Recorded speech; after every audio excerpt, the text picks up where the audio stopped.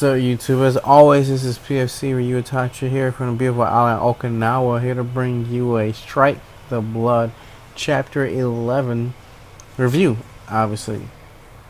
So obviously this chapter starts off where it left off, with Akatsuki showing up to fight the Apostle and Astarte, because apparently that's her name.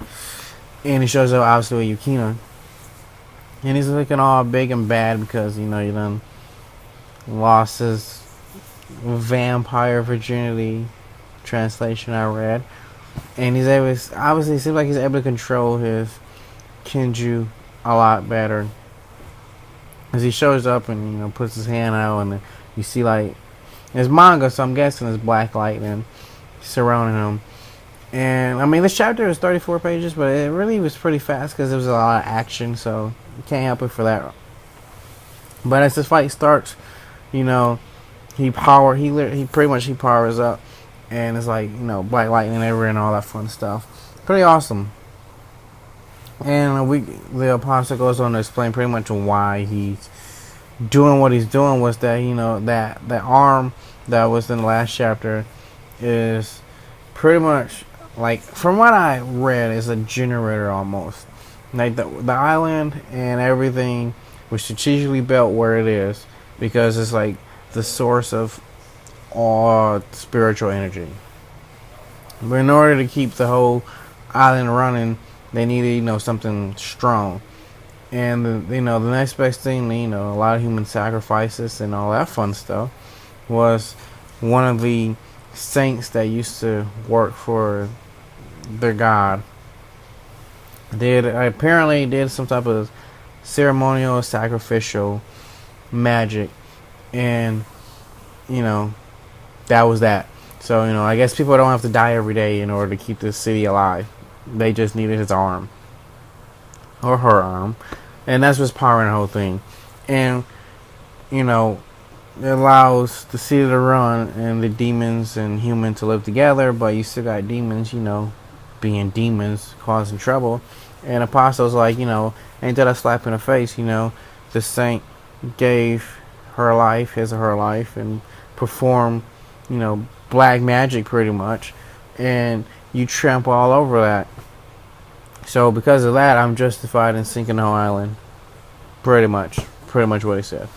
And Katsuki's like, the hell, like, how do you think, that's messed up, I understand that, but, you can't justify sinking the whole island because of that. But, so, they fight, and at first, he's actually still losing to the Apostle, and, he's teaming up with Yukina to fight Astarte, and, she's pretty much just a diversion so he can fight the Apostle.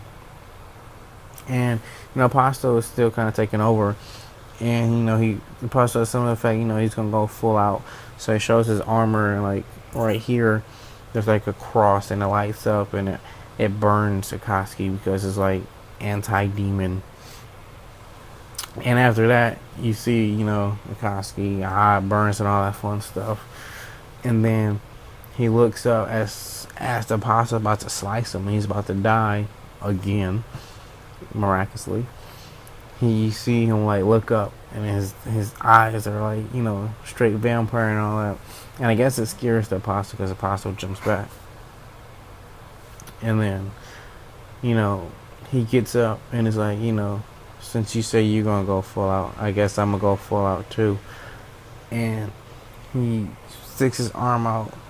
As he sticks his arm out, he actually summons the same Kenju that he summoned, like, in chapter 3, that lion. And he calls it by his full name, which I don't necessarily remember. And he's like, come the F out. And then, it's all dramatic and whatnot. And that's the end of the chapter. So, as I say, this chapter went by pretty fast. It's 34 pages, but a lot of it was fighting. So I guess this is one of the drawbacks of reading a monthly manga. It was the first monthly manga that I actually started reading. So, if I'm reading a weekly manga and chapters are fast, it's like, not that big a deal because next week there's more. But now I gotta wait a month, So, There's a difference in reading monthly mangas versus weekly. And I mean, as of now, I can't really say which one I like more. But I mean, that's kind of besides the subject or the point. This chapter, I thought it was pretty good. I mean, I don't necessarily care too much about his reasons for sinking the island. I mean, there's a good reason, all that fun stuff. I mean, it's not justified reason. I can understand why he would be mad. The city is pretty much trampling over his hero, more or less. But, and Yukina fighting Astarte as a diversion. It makes sense, but it don't make sense. I mean, she can't beat it, her, it, whatever you want to call her, because there's a barrier around it, and it's just too strong. I mean, she couldn't beat it when Astarte was like normal. She just had hands. Now Astarte has a giant monster, and she's fighting as it. So I mean, I don't really think Yukina's gonna be able to do anything other than be a distraction. If anything, she should be a hindrance. And even Mikatsuki, he's able to control his beasts, but at the same time, he's still weak. As I see, we're showing the lightning at the Apostle. The Apostle remarked like, "Hey, you've gotten stronger, but you still lack the experience to actually hit me." So it's like, yeah, you got the power, but you can't really use it, which is actually, it's funny because Akatsuki actually said that himself in early chapters of the manga and the anime. He said, "I have all this power, but it means nothing because I can't use it." And then he actually kind of see it coming true, because he was, every lightning shot he did, he missed, and he didn't actually start hitting him, or he didn't really hit him until he met this lightning ball, and he started more or less playing basketball. And the Apostle, he remarks what do you think this is, a fight or athletics? But it makes sense because that's what he knew. He's not a fighter. He's a normal high school student before, and probably never did martial arts or nothing. So he knows athletics. So he's using basketball as a fighting style right now, and it didn't work. But still. But the fact that he's able to at least semi-control the demons or Kenju inside him is a big thing, because he was about to get sliced in half again, and then he looks up and he's vampired out, and then he gets up and he actually summons that lion, and lion roars and it goes straight out. It doesn't just explode like how it did last at the beginning chapters. So I don't actually think he's mastered his Kenju, but being able to bite a human certainly has let him lead to control. So I mean, right now he's still kind of reminds me of Gohan or somebody.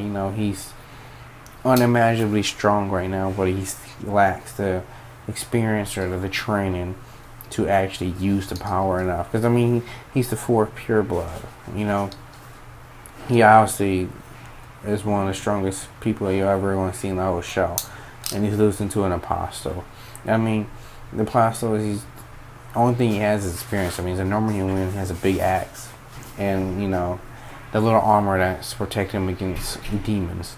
But it's obviously not protecting him against Akatsuki because he's the fourth. So little tricky like that ain't gonna work. So I mean, I'm not saying nothing like he's weak or nothing, but I would probably consider this Apostle not one of the strongest characters that we'll ever see. I would imagine they're going to get a lot stronger than him. And even this Astarte, or whatever, how you pronounce it, I mean, she's just a big monster. Not necessarily, too technical. It's not like she's shooting beams or nothing. She's just big. And I mean, she has a barrier, that's why Yukina can't hurt her, but I mean, Yukina kind of sucks. I mean, she's good, she's not fodder, but I mean, no one's gonna really be scared of her. I mean, this was Yu Yu Hakusho. She's fighting some D-class demons before. Now she's fighting a C-class at best. So I'm still excited. I mean, I'm loving this manga so far. But I think in the future, when Akatsuki actually learns how to use his Kenju or familiar, I like calling it familiars. That's what they call it in anime. I'm calling them familiars. When he actually able to learn how to use his familiar, he's gonna be insanely strong. He has knowledge of his familiars, because when he called this lion out, he said, "Come out, the fifth Kenju." whatever his name was, where he said, "Come the fuck out." So he's demanding. Like before, it just kind of happened, but now he's like, "You're gonna listen to me. You're gonna come out." So he's obviously gonna get a hell of a lot stronger. So his opponent's gonna get a hell of a lot stronger, and I'm just waiting for that. I mean, it's a good chapter, like I said, but it was pretty fast. Nothing but 9 out of 10 pages or 20 out of 30 pages. We're just fighting, and you got a little explanation of where they're at. Obviously, the island's going to play a key factor in probably his training and power, since it's like the center of like spiritual energy and whatnot. That's just my little guess, So, hope you like this chapter review. We started something new, trying to break off from the big three. I never reviewed One Piece, but I don't review Bleach anymore. So it's just Naruto. It's the only big three that I review. And I'm picking this up because, I actually like it. I was recommending the anime, from a friend. I love this so much, I began to read it. And I read all the way up until now. So, I'm loving this manga right now. So, that's all I got for you. This is PFC Ryutashi from the beautiful island Okinawa. Don't forget to rate this video. Thumbs up, thumbs down. Don't forget to comment on the video. Comment on the chapter if you've seen it. Most definitely. Subscribe if you have not subscribed. How else are you going to see more updates from me? And don't forget to like me on Game on Cloud9's Facebook fan page. I already know you have a Facebook because everybody has a Facebook, and it does not hurt to like. Just click like. I'll even put the description below just for you. So, peace.